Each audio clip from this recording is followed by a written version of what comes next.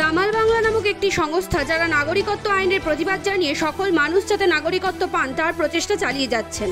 এতদিন ধরে মানুষের স্বার্থে তারা বিভিন্ন জায়গায় বিভিন্ন কর্মসূচিও আয়োজন করেছেন। আজ নন্দীগ্রামে সেই প্রচার কার্য চালাতে গেলে তাদের গাড়ির সামনে বাধা হয়ে দাঁড়িয়ে ক্যামেরা ও ফোন ভেঙে ফেলার হুমকি দেয় নন্দীগ্রাম এলাকার বিজেপি কর্মীরা। এমনই দাবি দামাল বাংলার। কি বলছেন তারা শুনবো। কাজ করে দেখুন না, তারপরে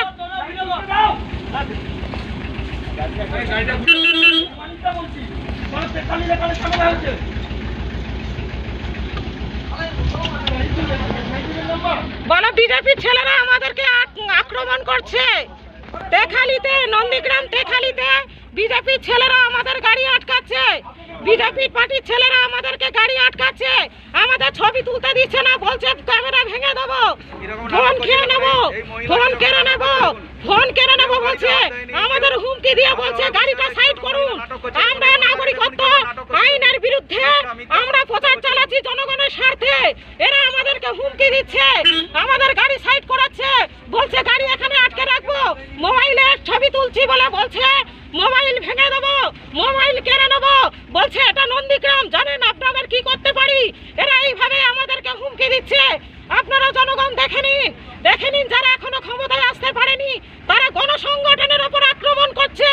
আমরা কোনো পার্টির দালাল নয়, আমরা কোনো পার্টির লোক নয়, আমরা দামাল বাংলা মানুষের স্বার্থে কাজ করছি। আর সেই লোকগুলো, বিজেপির লোকগুলো যারা এখনো ক্ষমতায় আসতে পারেনি তারা আমাদের গাড়িকে আটকানোর চেষ্টা করছে। তারা, আমরা মানুষের পক্ষে, আমরা কোনো পার্টির পক্ষে নয়, আমরা কোনো পার্টির দালাল নয়, আমরা কোনো রাজনৈতিক দালাল নয়, আমরা দামাল বাংলা, আমরা মানুষের স্বার্থে কাজ করছি। আসামে 19 লক্ষ মানুষ এখনো পর্যন্ত বেনাগরিক হয়ে গেছে, তারই প্রতিবাদে আমাদের দামাল বাংলার প্রচার। আর এই পার্টির লোকেরা, বিজেপি পার্টির লোকেরা আমাদের বলছে এই গাড়ি আটকাবো, এই গাড়ি সাইড করুন।